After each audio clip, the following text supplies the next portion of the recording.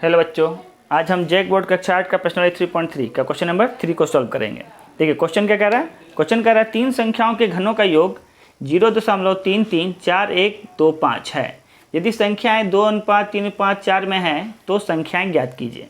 हमें क्या कह रहा है, एक संख्या दिया गया है और बता रहा है कि ये तीन संख्याओं के योगफल के बराबर है। ठीक है, लेकिन संख्याएं कौन सी वो हमें नहीं पता है, क्योंकि संख्या में क्या दिया है, अनुपात में दिया है। कभी भी संख्या अनुपात में दी हो तो हमें निश्चित राशि बनाने के लिए क्या होता है, उसमें x जोड़ के लिखते हैं। ठीक है, तो सबसे पहले संख्या को मान लेते हैं। ठीक है, तो लिखेंगे माना पहली संख्या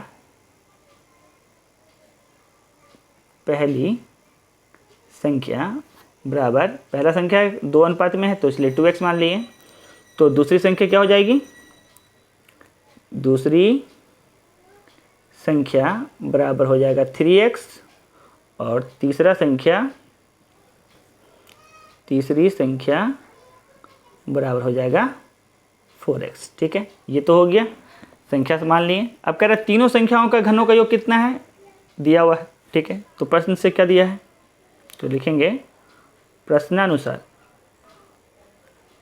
तीनों संख्याओं का घनों का योग। तो पहला संख्या क्या है, 2x है, तो 2x का घन प्लस दूसरा संख्या यानी कि 3x का घन प्लस तीसरी संख्या यानी कि 4x का घन।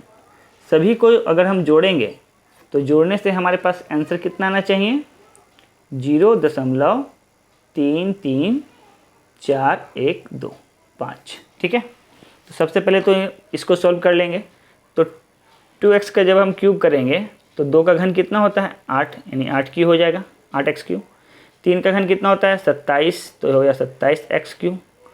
और 4 का घन होता है 64, यानी कि 64x क्यूब। इन सभी को जोड़ेंगे तो यहाँ से क्या करेंगे, हम दशमलव को हटाएंगे। जब दशमलव हटा के लिखेंगे तो हमारा आंसर आएगा 334125। नीचे दशमलव की जगह पे 1 लिख देंगे, 1 2 3 4 5 6, 6 संख्या है तो नीचे कितना जीरो आ जाएगा, 6 जीरो आ जाएगा। ठीक है, यहाँ तक कोई दिक्कत नहीं है। अब क्या करेंगे, सभी को जोड़ लेंगे। इन सभी को जोड़ते हैं तो हमारे पास आंसर कितना आता है, 99x क्यूब बराबर 3 3 4 1 2 5 बटा, इस 6 जीरो को हम क्या करते हैं 100 के रूप में अलग अलग कर देते हैं, क्योंकि इससे पहले हम बना चुके हैं कि जब जीरो जितना भी रहेगा उसको 3 से भाग लगा दीजिए और उतना का जोड़ा लगा दीजिए। तो यहाँ पे 6 जीरो था इसलिए 2 2 का 3 जोड़ा लग गया। ठीक है, अब ऊपर वाला संख्या का हमें क्या करना है, अभाज्य गुणनखंड निकाल लेना है। तो 3 3 4 1 2 5। सबसे पहले देखिए किस संख्या से कटेगा, 3 से लग रहा है तो 3 से लगाएंगे, 3 एकम 3, 3 एकम 3, फिर ये 3 एकम 3, 3 तिया 9, 3 सत्ते 21 और 3 पचे 15। ठीक है, फिर से 3 से कटेगा,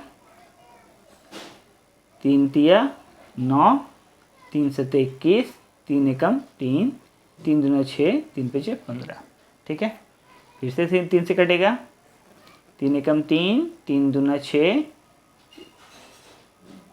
3 तिया 9, 3 सत्ते 21, 3 पचे 15।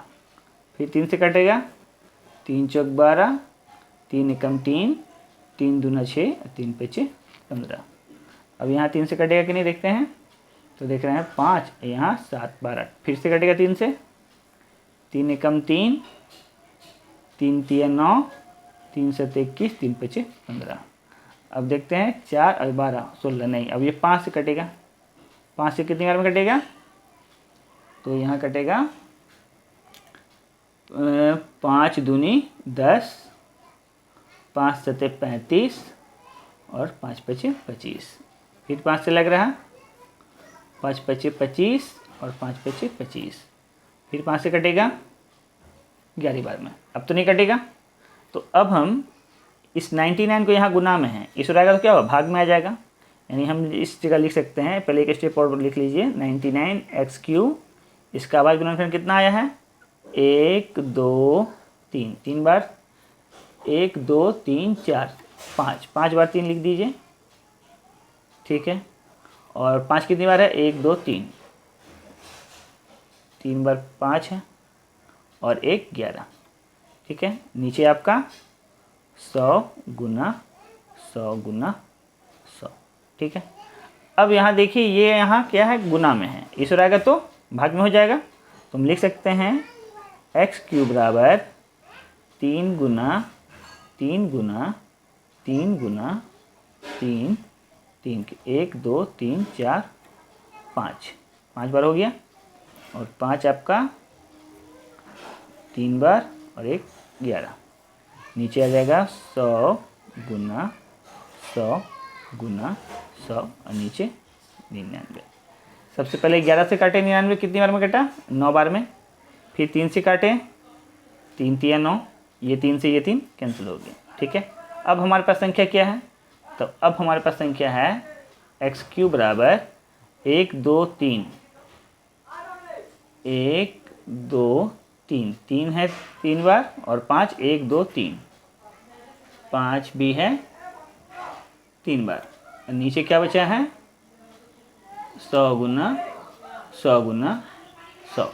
यहाँ से जब घन को हटाएंगे तो यहाँ क्या होगा, घनमूल हो जाएगा, यानी x बराबर हो जाएगा घनमूल के अंदर में 3 गुना 3 गुना 3 और 5 गुना 5 गुना 5, नीचे 100 गुना 100 गुना 100।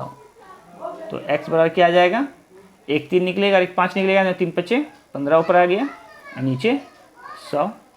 अब x निकालना है तो 15 लिख के पीछे से पॉइंट लगाइए, तो 1 2 और यहाँ पॉइंट, आंसर कितना आया 0.15।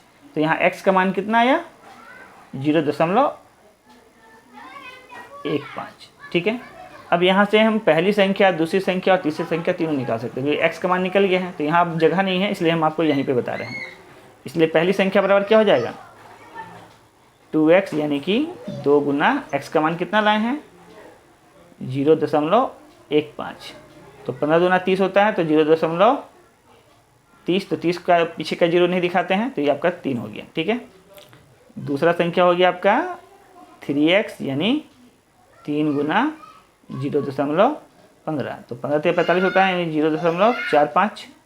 ठीक है, और तीसरा संख्या हो गया 4x, यानी कि 4 गुना 0.15, तो 15 चौक 60 होता है, तो 0.6, पीछे 0 को नहीं दिखाएंगे। तो हमारा पहला, दूसरा और तीसरा तीनों संख्या निकल गया। ठीक है, तो ये हो गया आपका क्वेश्चन नंबर 3 का आंसर। आई होप आपको समझ में आया होगा। कोई भी डाउट होगा तो मुझे आप कमेंट करके जरूर पूछिएगा। Thank you for watching my video.